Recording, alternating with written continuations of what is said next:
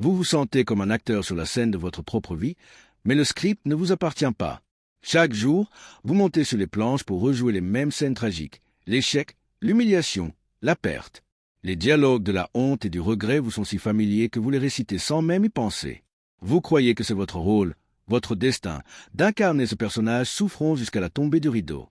La métaphore viscérale de votre état est celle d'un scénario que vous êtes condamné à rejouer. Vous rêvez d'improviser, d'explorer de nouvelles intrigues, de connaître un dénouement heureux. Mais une force invisible vous ramène toujours au texte original. Ce texte, c'est votre passé. Chaque tentative de changement est accueillie par la voix du metteur en scène intérieur, votre propre doute, qui vous somme de vous en tenir au script, car c'est ainsi que l'histoire a été écrite. La frustration de cet acteur impuissant est devenue votre seconde nature. Vous regardez les autres, qui semblent écrire et vivre leurs propres aventures, et vous vous demandez pourquoi leur pièce est-elle une comédie et la mienne une tragédie. Vous confondez le personnage que vous jouez avec qui vous êtes vraiment, croyant que votre essence est définie par les drames du passé. Mais je suis ici pour vous murmurer une vérité dans les coulisses, une vérité qui fera trembler les fondations même de votre théâtre. Vous n'êtes pas l'acteur. Vous êtes l'auteur, le metteur en scène et le producteur. Le script n'est pas gravé dans le marbre. Vous avez le pouvoir de le jeter au feu et d'en écrire un nouveau à cet instant même.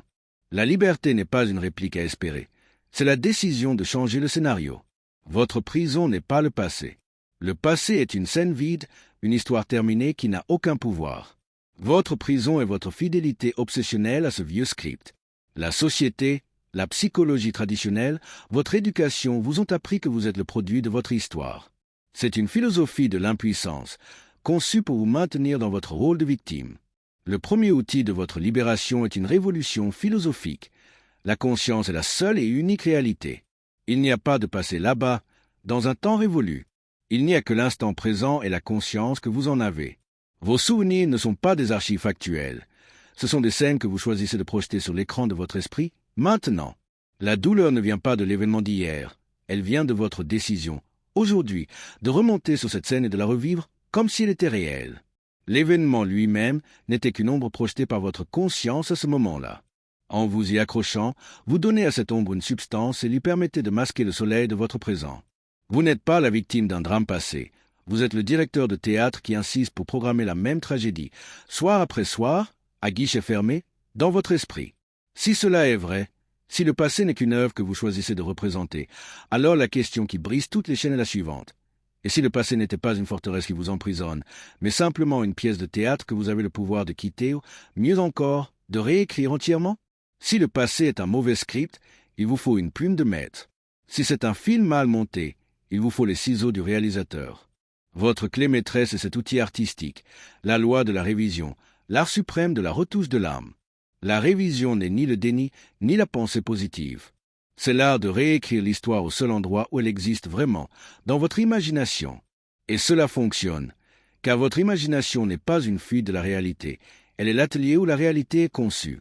Une scène imaginée avec le sentiment du réel est un fait dans le monde de la conscience, et doit, par la loi de l'être, devenir un fait dans le monde physique. Pour vous préparer, n'entrez pas en guerre avec le souvenir. Abordez-le comme un grand réalisateur qui visionne les rushs d'une scène ratée. Le soir, dans cet état de rêverie créatrice juste avant le sommeil, projetez sur votre écran intérieur la scène que vous souhaitez modifier. Non pas pour la subir, mais pour la remonter, pour l'exécuter. Criez coupez dans votre esprit. Puis, réécrivez et rejouez la scène comme elle aurait dû être, comme l'auteur idéal l'aurait écrite. Si les mots étaient cruels, entendez maintenant des mots d'amour et d'admiration. Si ce fut un échec, vivez la scène de votre triomphe. Ne soyez pas un simple spectateur. Sentez la joie, le soulagement, la fierté de cette nouvelle version. Passez cette nouvelle scène en boucle avec toute l'intensité émotionnelle d'un acteur oscarisé, jusqu'à vous endormir. Vous ne mentez pas à vous-même, vous créez une vérité plus profonde. Si vous sentez la puissance de cet outil entre vos mains, si vous êtes prêt à devenir l'auteur de votre propre légende, déclarez votre intention. Commentez « Je suis l'auteur » pour sceller votre décision et abonnez-vous. Cet abonnement n'est pas pour moi. C'est votre signature en bas de la première page de votre nouveau chef-d'œuvre. Vous avez réécrit votre scène. Vous avez ressenti la paix de la nouvelle version. Mais demain, le monde 3D, ce grand critique conservateur, tentera de saboter votre œuvre. Une vieille pensée. Une remarque, un fait extérieur surgira comme une mauvaise critique, vous disant que votre nouvelle version n'est pas réaliste. C'est l'épreuve du feu. Ne craignez pas ces critiques. Ce ne sont que les échos d'une pièce qui n'est plus à l'affiche. Ces échos existent par pure habitude, l'élan de l'ancien script. Votre conservateur du musée des regrets déteste le changement. Le doute et les faits contraires sont simplement la résistance d'un vieux monde qui se meurt. Ne débattez pas avec les critiques. Ce serait leur donner une importance qu'ils n'ont pas. Drapez-vous dans le voile de l'indifférence sacrée. Quand un ancien souvenir ou une preuve extérieure se présente, observez-le avec la distance amusée d'un artiste regardant une de ses œuvres de jeunesse. Dites intérieurement, c'est une esquisse intéressante, mais mon chef-d'œuvre actuel est bien différent. Ou simplement, ces critiques ne concernent plus l'artiste que je suis devenu. Rappelez-vous votre autorité d'auteur. Votre monde intérieur, votre scène révisée et ressentie, est la seule cause. Le monde extérieur n'est qu'un reflet tardif dans le miroir. Persistez à vivre dans votre nouvelle création, et le monde n'aura d'autre choix que de refléter la beauté de votre nouvelle vérité. Avoir réécrit le script n'est que la moitié du travail. L'étape suivante, la plus subtile, est d'incarner le nouveau rôle. C'est cela, vivre dans la fin.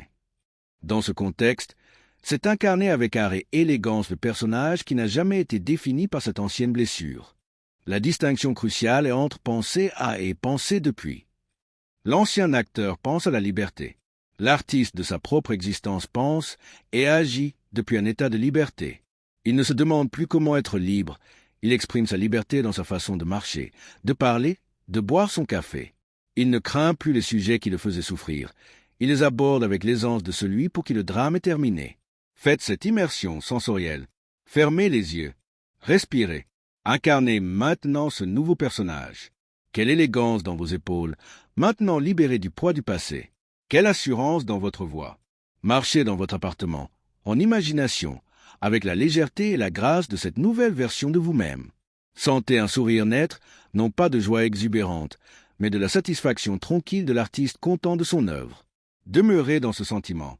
Faites de cette aisance votre nouvelle nature. C'est l'acte de foi ultime. Quand ce nouveau rôle devient si naturel que vous oubliez que vous le jouez, le monde extérieur l'applaudit comme votre seule et unique réalité. C'est accompli. Vous n'avez pas chassé un fantôme.